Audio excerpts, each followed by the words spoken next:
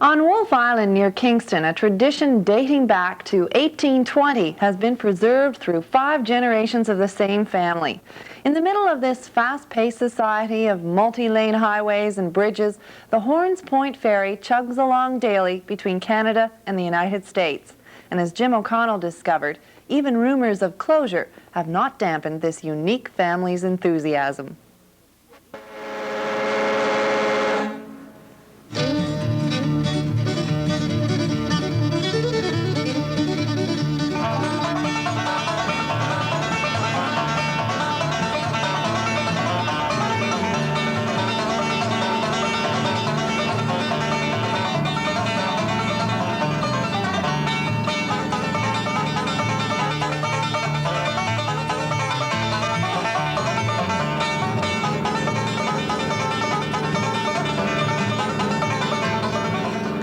This is the story of a remarkable legend, a family which for 5 generations has bridged the gap between Canada and the United States. For the past 163 years, the Horne family has operated a ferry service from Wolfe Island to Cape Vincent, New York. 14 times a day, the William Darrell transports a maximum of 12 vehicles back and forth between the two countries. It's one of the few remaining privately owned ferries, and the Horne family wants desperately to keep it that way. The business is now in the hands of a team of brothers, Bruce and George, who have chosen to carry on the tradition, even though they admit they'll never get rich. They took it over from their father and uncle in the early 70s, which came as a bit of a surprise to the entire family. They had never shown too much interest in the boat. Just left it to Bill and their father. And so we didn't know what their feelings were, really. And so Bill got them together, and he said, now, what are we going to do? He said, I want to keep the boat business going, and if you want to come in to the business, why, that's fine, that's what I'd like. But if not, I'll have to get somebody else to help me, because one person, of course, couldn't operate it ever. And both the boys were anxious to stay, to do it and to take hold. What about yourself? You've been doing this since you were knee-high to a grasshopper. Is it something that's in your blood, something you'll always have, or what? Oh yeah, it's nice. It's comfortable. You know, everything's natural. You feel like you can do things without worrying about it. Now, you've only got a mile to go across and a mile to go back. Does it ever get boring? Yes. You know, but there's a lot of things that go on the side, keep you occupied. Today, the ferry operates only about half of the year and is equipped with all the latest gadgetry. But before the days of sophisticated equipment, it was a far different story. We had to take people across the island with a horse and wagon, the passengers. So I'd run the boat there sometimes. And now, what did you do in the winter time? We ran the stage to Kingston. Stagecoach? Yeah. Well, we had a stage company where we carried passengers and freight. Fish from Kingston to the Cape for Booth Fish Company, and mail. We had the mail, and then we had to go every day.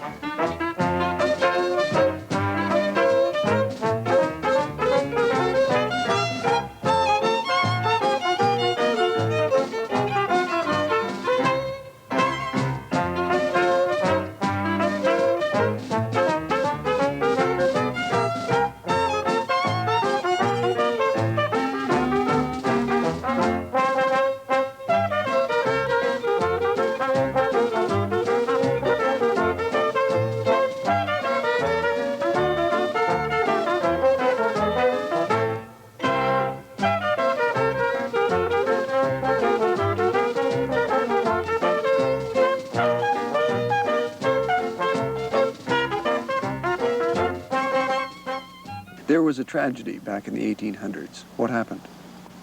Well, Bill's grandfather and his father at that time was 21, they each had a large rowboat, and they had each taken a load of passengers over to the Cape.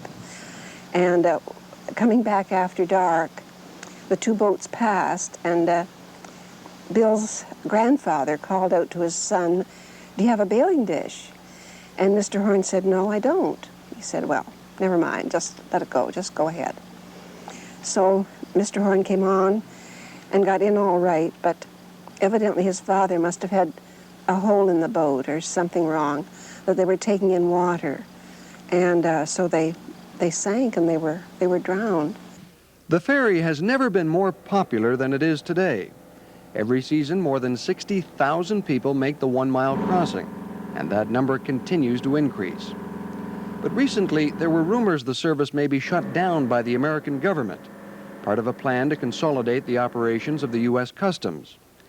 It sent a wave of panic through the village of Cape Vincent, and for good reason. The community would literally be devastated without the service.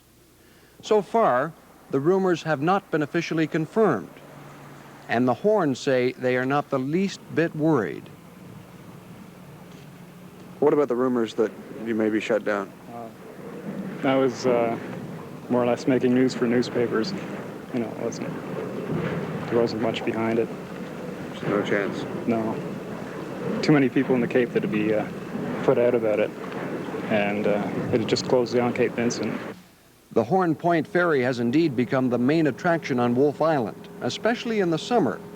Of course, the work is not as difficult as it once was, but there's still a great deal of dedication involved. 14 hours a day, 7 days a week is the price Bruce and George must pay. But there are some definite advantages. There's an old saying about the ferry that it won't start unless there's pretty girls on board. Where did that come from? Well, they have a lot of inducement to come and look the ferry over. What is because that? They have 3 young men who are unmarried and you know, not too bad looking.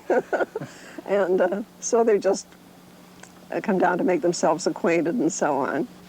This ferry may be simply a business in the eyes of some, but for the Horne family, it is much more. To them, it is their life, their past, a legacy to be cherished with pride.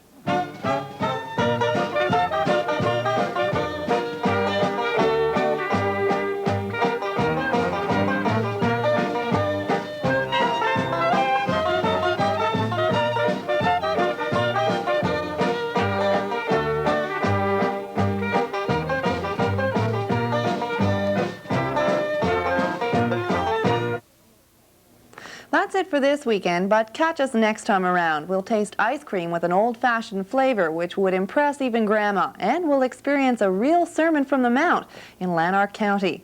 Until then, thanks for watching.